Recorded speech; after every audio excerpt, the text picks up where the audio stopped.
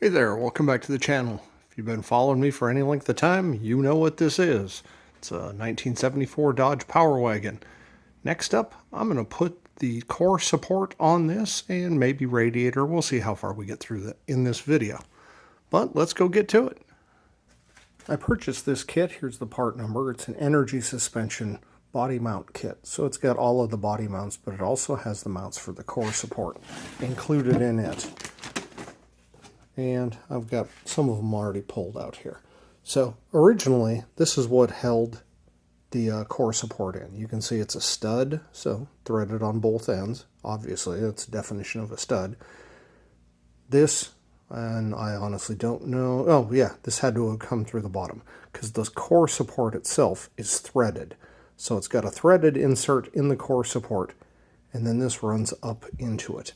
Now the way that this normally works is you have a large fender washer, and here are some of the old crappy ones that came off. This actually came with the kit, so the kit comes with new washers. So you'll have one of these, and it came with the bushings as well as these. So then this goes on, and then you've got the frame of the vehicle goes on here, so it kind of sits. Assuming that this is the frame, well, it doesn't fit. But so the frame would sit here. Then you have this goes on over the frame. And then we have one more washer goes on. And then this threads up into the core support. So this is kind of the stack up that we have to do over on the vehicle. So let's go put this together. It is worth mentioning that this stud is the only one that I have out of the 4, so from 2 vehicles, this is the only one that survived that came out. I believe the other 3, at least one other one, is completely chewed up because I had to use vice grips to get it out. One of them was rusted down to, about a quarter this thickness. Basically, they're all in shape. What I'm going back with instead is this stainless bolt. So you can see that really the important thing is that the threads cover the same distance here because it has to thread into the core support and crush down on the bushings. You get the idea. So this is going to replace these, and I'll just screw this in from the bottom. I did have this core support powder coated. Now, it's not going to be a black truck, and I know some people, especially purists, are going to be like, oh, why is it black and the truck isn't? Well, do what you want on your own truck. This one's mine. Where that hole is, again, it's threaded because it's been coated, and even if it hadn't been coated, it was rusty. I'm going to run this 7/16 14 tap through the holes that those bolts go in, just so that it doesn't fight me when I'm actually laying underneath this thing.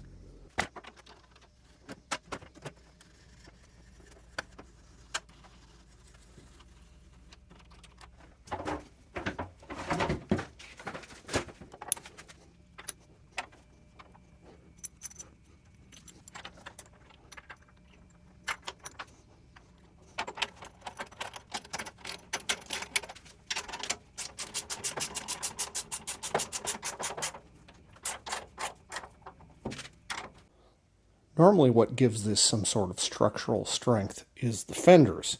They attach on the sides here and at the bottom. Without the fenders attached, you can see this thing has a whole lot of play. Before I try to mount the radiator, I'm also going to run the tap through these threaded inserts for the radiator mounts.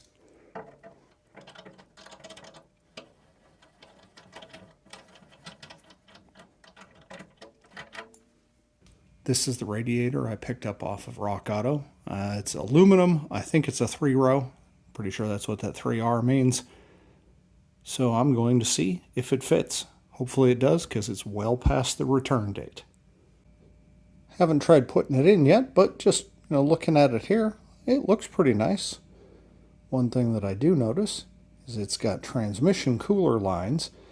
Now when I ordered it, I would have thought I would have ordered it for a standard transmission, but it's been a while since I ordered it. I can always just put plugs in those. It does have these studs for the fan shroud. And those look to be in the right spot. Nothing's interfering. So I give them credit there. Let's get a little closer to it. You can definitely see it was not robot welded. I mean, it's not beautiful.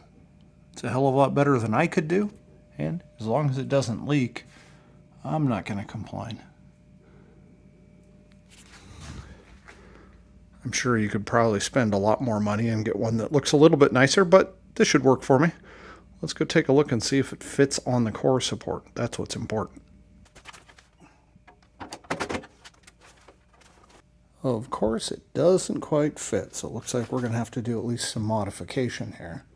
So I put it in on one side here. You can see that that bolt is all the way against the inside of this notch.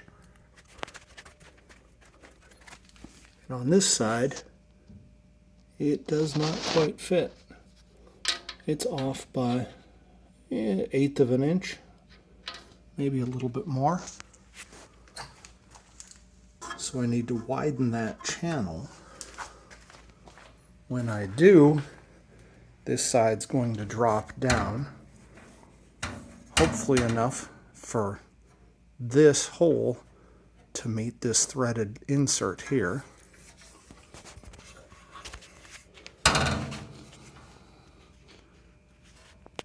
And that should just rotate this hole this direction.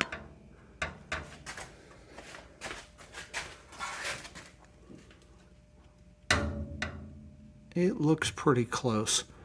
So I think if I take a little bit off of here and the other side so that it can actually drop down, I think it will probably fit in here. So what I need to do is I need to make this channel wider. Basically cut this direction and do the same over there. Cut that this direction toward us so that it stays centered. I mean, I could probably get by with doing just one and it would fit. And I think, you know, being off 1/8 of an inch, 1/4 inch, overall, nobody would notice. But I'm just going to take, you know, a blade width with the cutting disc, maybe a little bit more than blade width. I want to make sure I have enough room to work. But take that off here and take that off over there.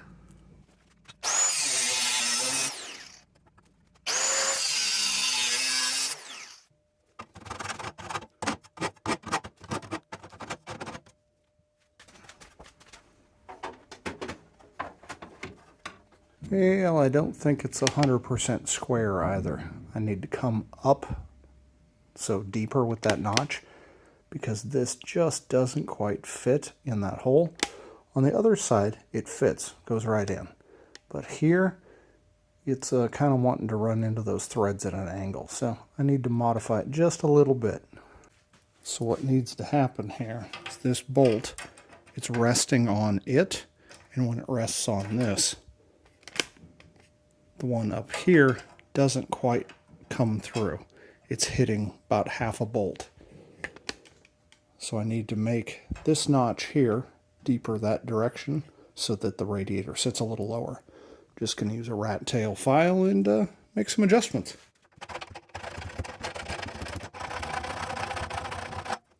That should actually be enough for it to work. So let's go test fit it again. Didn't take a whole lot of work to get it in. Again, I still need to put a strap to hold this. And then I need to work on pulleys, fan, all of that stuff. Make sure I've got the offset into the fan shroud and get all that work done. But that'll be another day. That's all I got for today. Thanks for watching.